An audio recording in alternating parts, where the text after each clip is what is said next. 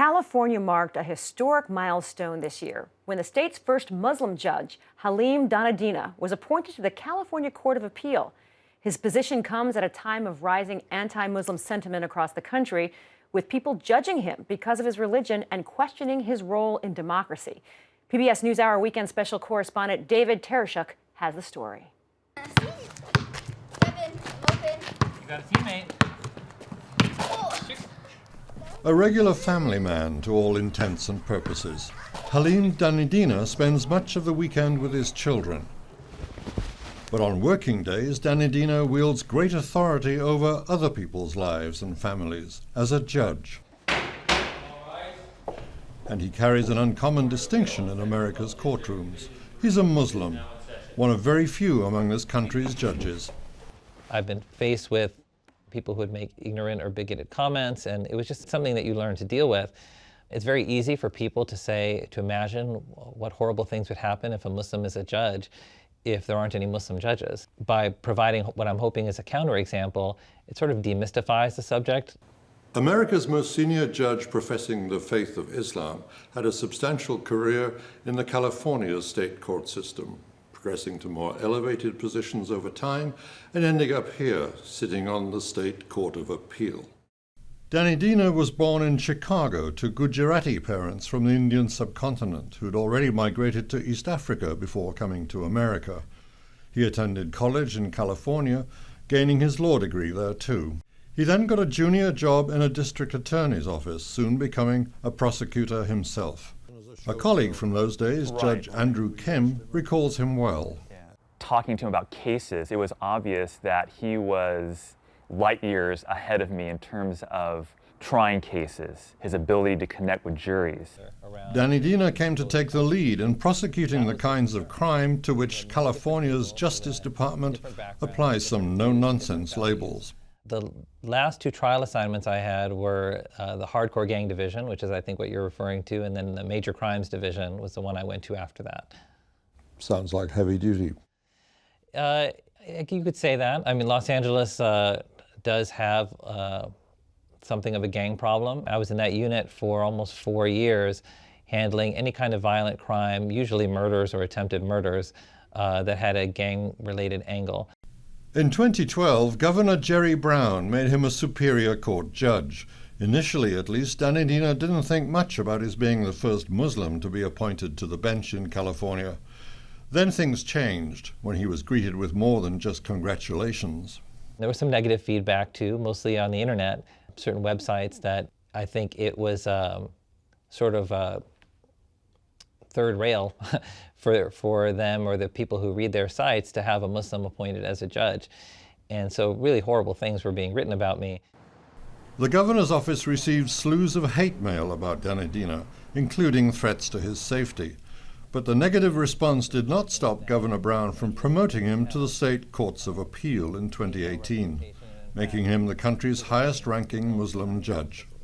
Undeterred by threats, Dhanidina is matter-of-fact about his role as both Muslim and judge. Muslims can participate fully in the civic institutions of the United States with honor or even with distinction, and your religious background doesn't need to be an obstacle to that.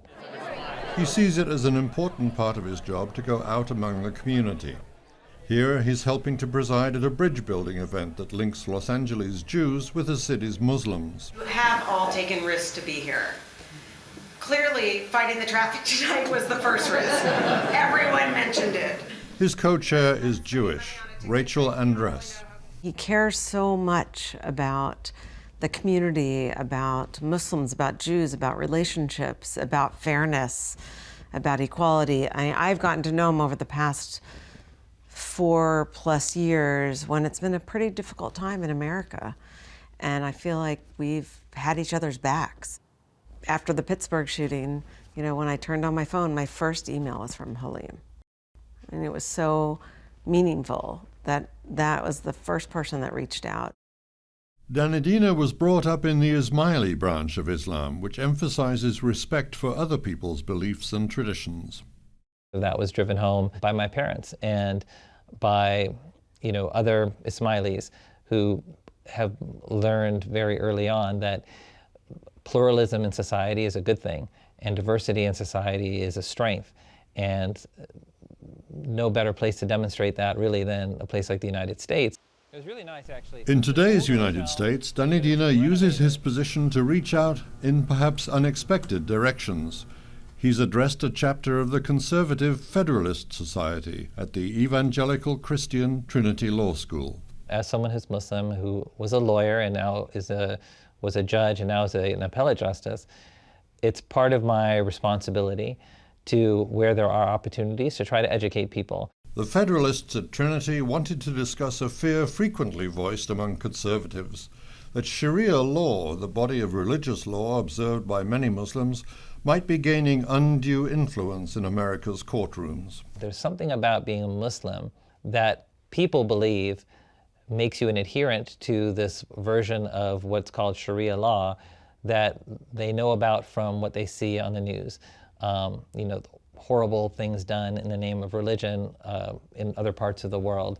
Beheadings. Like beheadings, you know, kidnappings, Boko Haram, Al-Shabaab, Al-Qaeda certainly, Hezbollah, Hamas, what you name it.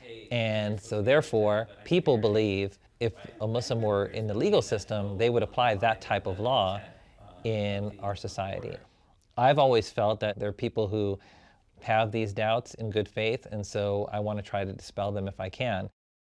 Indeed, there is a persistent anti-Sharia movement afoot. Since 2010, over 200 bills have been introduced in 43 different state legislatures with the intent to ban Sharia law from being invoked in any court. 13 states have passed these bills into law.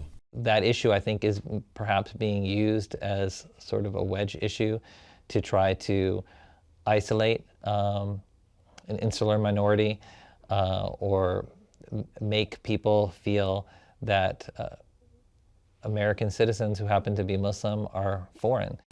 Dhanidina believes the fear behind these anti-Sharia moves is entirely baseless, and that it's important that he, a Muslim judge, deliver that message.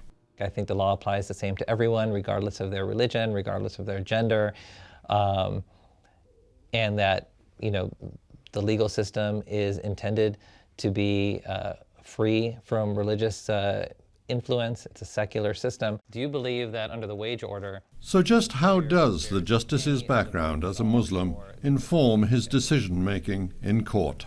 You know, within the religion of Islam, just like Judaism or Christianity, Buddhism, etc., there are ethical codes. And probably not surprisingly, or maybe surprisingly, they're the same across the board. Honesty, integrity, fairness, justice, mercy. These are concepts that all of the major religions that I'm aware of have in common.